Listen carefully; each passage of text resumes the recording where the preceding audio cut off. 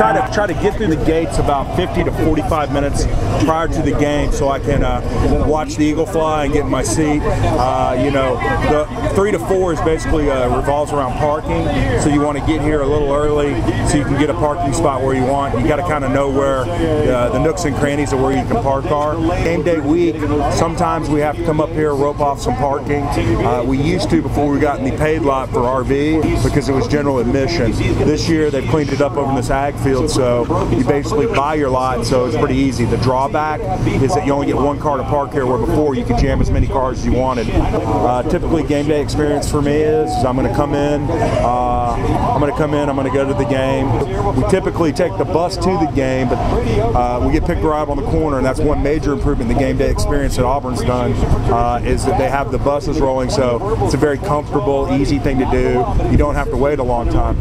Back, usually we walk back out, which is we come back out Donahue and walk out to this field, and so I have a crew over here. If you want to pan over and look at them, that's the core group that I tailgate with. Obviously, we're light today, early game today, but we typically have a group of 20 people. We've been doing it, James, about 6 years. About 6 years. You know, for the bigger, when you have SEC matchups, we have huge tailgates.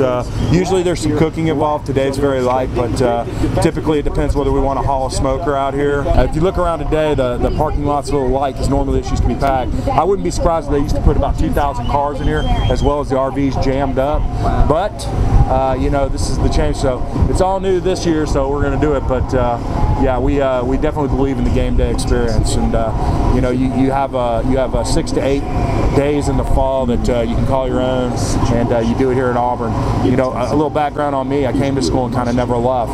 I wasn't from this area, and I graduated in '93 in business management, and just somehow managed to stay in the area. So you know, I made sure I bought a house that was on Donahue, so it was on the same street. It was a subdivision off there, and so it's a big part of it. And then all my friends from college back in the '90s, they all roll into town, and it's like we're a rallying point to come to. So you know, that's what we try to do. We keep the home fires burning here in Auburn. 9-pound pork shoulder bone in, and this is a smaller little 3-pound bone in pork shoulder.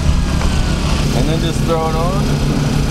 How long does it have to cook for, you think? It's about 3.5 hours, so we put them on now, and then when we come back from the game, it's ready to eat. Yes, sir.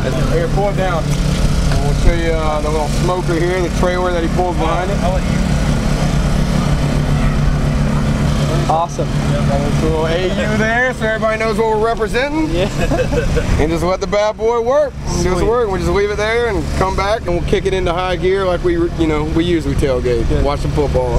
This vehicle used to be owned by the athletic department, and it back in the 80s it's what was used to take the injured players off the field. And legend has it that this was used to take Bo Jackson off the field a couple times. We don't know if that's true, but we like to stick with that story. Now, we've had this for several years. In fact, when the kids were in high school, they're the ones that painted all of it, got a tiger eye on top, and we just in love tailgating. One of my favorite things is we've got a real old time police siren on that's top. awesome.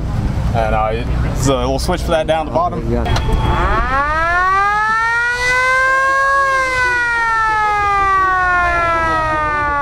So cool. Welcome to Auburn, folks. Hey, welcome to Auburn, guys.